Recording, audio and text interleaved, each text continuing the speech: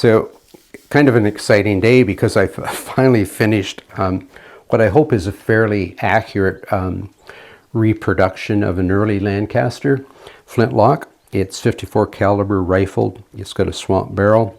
In studying older pieces, tried to ensure that we were accurate in terms of the molding. Starts wide, tapers to nothing.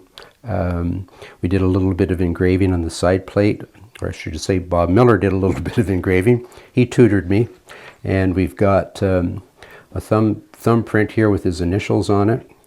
So there are people that most people, I guess, their labor is for compensation. Well, my labor here is for friendship. So the build of this gun is a gift to Ryan, who's been a huge contributor to Kelly Station, and pretty pleased with that. I thought too I might talk a little bit, because I'm sure I'm going to get some questions about how I finished it. So Bob Miller has used just about anything possible to stain his firelocks, and I think he said he's built 42, somewhere in that neighborhood. He's used everything from coffee, tea. He's used tobacco juice gum.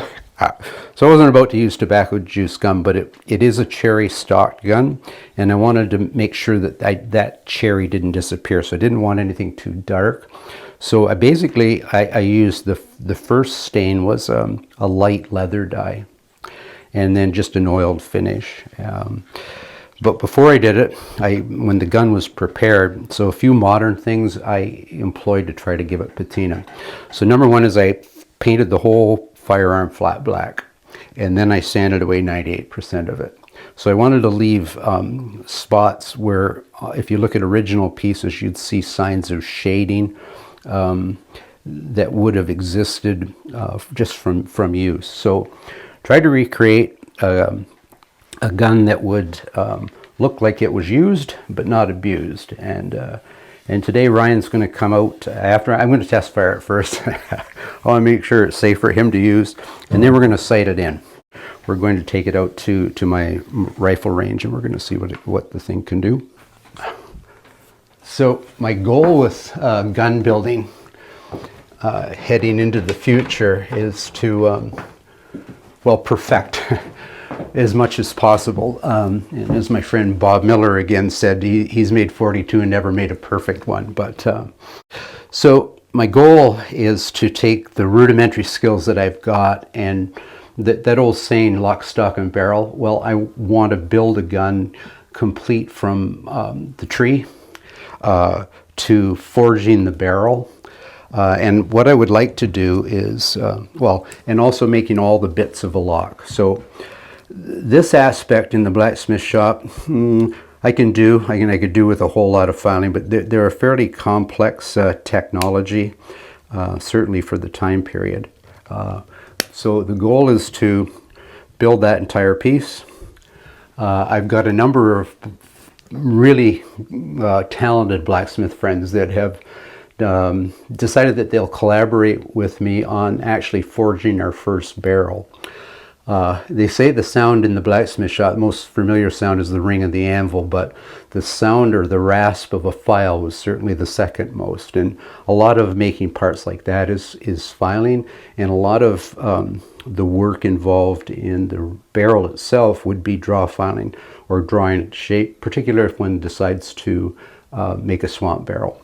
So before I can do any of that, and it's going to be kind of a winter's project, got a couple of books that I'm going to be utilizing. The Rifling Bench by Steve Bookout and Alan Neubauer, and Hand Rifling and Muzzle Loading Rifle Barrels at Home by Mark D. Wagner. And they seem like pretty small pamphlets, but the work and effort that went into these that describe not only making the machines, dimensions, the whole 9 yards, one would say, right down to the reams, etc., that would be traditionally built. So that's going to be a winter's project. I'm probably going to need some counsel from a few people that are wiser at such things than I. But if I have enough time, I'm going to, at some point, as I say, build a gun, lock, stock, and barrel. And enough yakking, it's time to see if this bad boy will fire.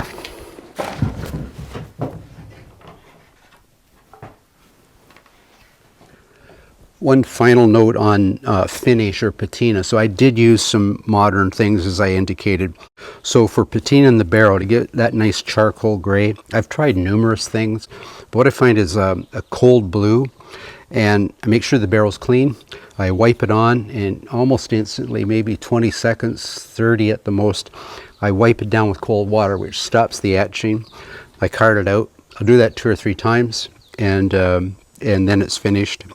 And this should be as fast as the center lock because we've fine-tuned the lock. So we've honed all the pieces right down to 2000 grit sandpaper, so it should be pretty fast.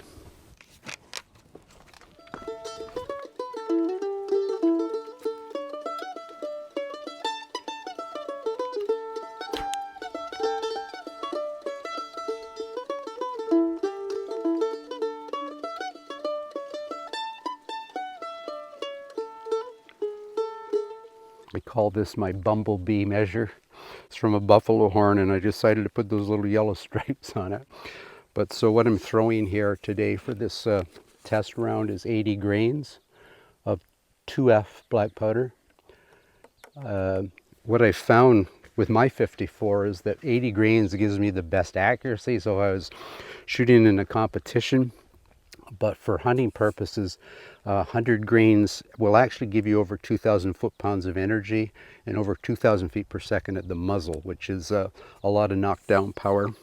And you kind of need it because a round ball has the ballistic coefficient of a brick, literally. So spur up for best accuracy. And here's my disclaimer is because this is a southpaw gun and it's got cast off in the stock for that purpose. If I don't hit that gong at 20 yards, it's because of the type of gun.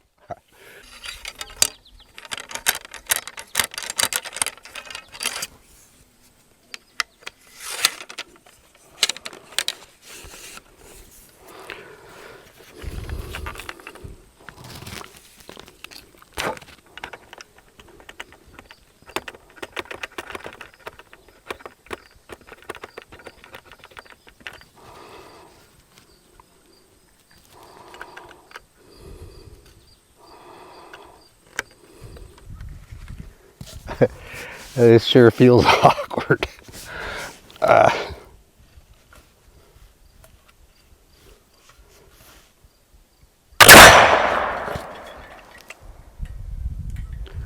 Who needs to sight a gun in?